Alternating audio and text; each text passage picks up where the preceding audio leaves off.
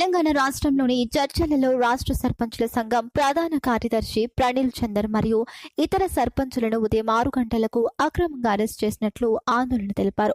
సర్పంచుల సంఘం ప్రెసిడెంట్ ప్రణీల్ చందర్ మాట్లాడుతూ 2019-2024 కాలంలో ఎన్నో అభివృద్ధి కార్యక్రమాలు చేపట్టినప్పటికీ సర్పంచులకు బిల్లులు ఇప్పటికీ అందలేదు.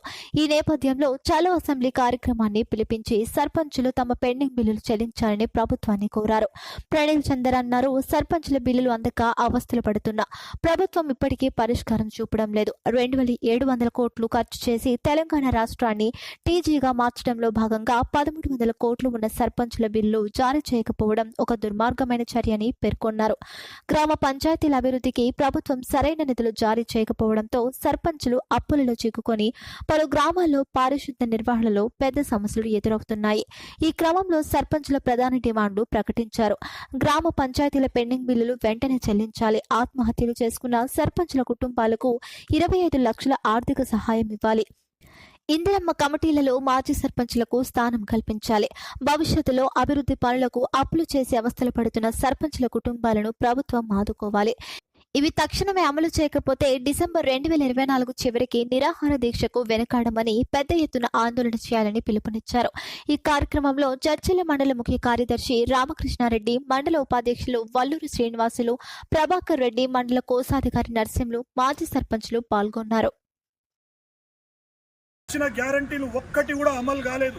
ఎక్కడ పోయినా ప్రజలతోటి తీవ్ర వ్యతిరేకతను ఈరోజు ఎదుర్కొంటున్నారు. అరే, సర్పంచులు బంగారం తాకట్టు పెట్టి, పొలాలు ప్లాట్లు తాకట్టు పెట్టి గ్రామ పంచాయతీల్లో పనులు చేస్తే ఈరోజు దానికి బిల్లులు చెల్లించాలనే చిత్తశుద్ధి మీకు లేకపోతే సిగ్గుచేటని చెప్పని మేము చెప్తున్నాం.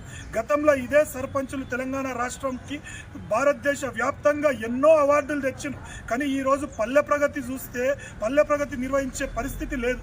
గ్రామీణ ప్రాంతాల్లో పనిచేసే పారిశుద్ధ్య కార్మికులకు జీతాలు చెల్లించలేని దౌర్భాగ్య స్థితిలో ఈరోజు ఈ ప్రభుత్వం ఉంది అంటే ఎంత సిగ్గుచేటో ఒక్కసారి ముఖ్యమంత్రి, మంత్రులు ఆలోచన చేయాలి.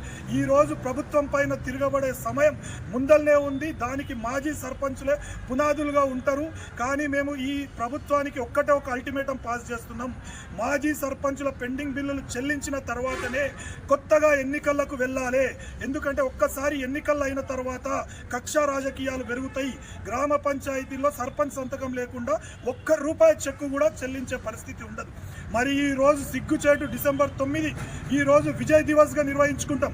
కానీ తెలంగాణ తల్లిని అవమానిస్తూ ఈ రోజు ఒక కాంగ్రెస్ తల్లిని తెచ్చి అభయహస్తం చెయ్యి పెట్టి చేతిలో ఉన్న బతుకమ్మనే తీసేసిర్రంటే రాష్ట్రం పట్ల మీ చిత్తశుద్ధి ఏందనేది కూడా ఈరోజు అన్ని వర్గాల ప్రజలు ఈరోజు ఆలోచన చేస్తున్నారు. ఇదే సర్పంచులు ఈ ప్రభుత్వానికి గోరీగట్టే సమయం కూడా ముందల్నే ఉందని తెలియజేస్తున్నాము. రేపొచ్చే స్థానిక సంస్థల ఎన్నికల్లో కూడా ప్రజలు ప్రభుత్వానికి తగిన గుణపాఠం చెప్పడానికి కూడా సిద్ధంగా ఉన్నారు.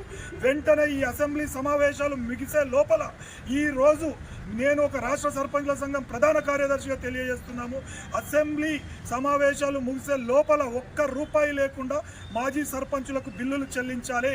లేదు అంటే పెద్ద ఎత్తున ఆందోళన కార్యక్రమాలు చేయడానికి సిద్ధంగా ఉన్నామని చెప్పని కూడా మేము తెలియజేస్తున్నాం.